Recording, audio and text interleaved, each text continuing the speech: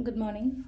Ngasigi akoigi ningthokaba numit ko ningthokaba numit ki card ki message yengase ko ningthokaba numit ahambada magi number se 47 leire ko aduga kaladana angoba gumba kaigumba dumaina sina bibe ko aduga chak thongbadana koina sum happa yabase ko hadi no magi sum keno keno happo haina koina cheng suba matamda ado duduna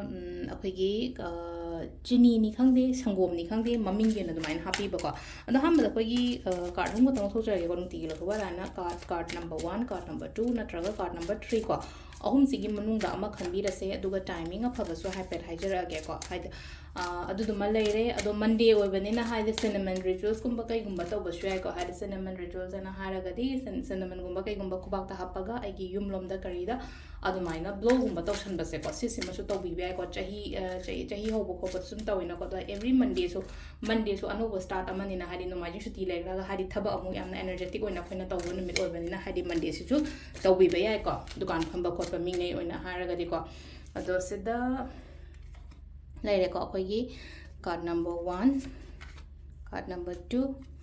aduga card number 3 ko ahamba khanba yengase ko ahamba khanba ngai gi oina kari message lakhe na ko ahamba khanba ngai napona cha yam section longa sigi oina leina ko hadi mang ba khotpa mai taroga la ko do mingon da su thaja ba ya te ko hadi kanam ta thaja ga non hai ko sida thabak ama taw matam da ko hadi cross check to ko ngasi sa hadi cross check to hanjan check to do hai tare ko pesa sha da oiro atai da oiro ama da oiro ko thabak inkhang yara ga di lotion ba pending work kumba kai gumba tham da ba ko amai tar lai ko ahamba gi sina ko ani shu basina khatang delay oina lai ko hadi ngai ba khot po oina la ko do kaino ma taw matam da thabak se katang tap pani khangde katang ngai pani khangde slow chatle ko ngasi gi oina haraga de ko aduga ahum su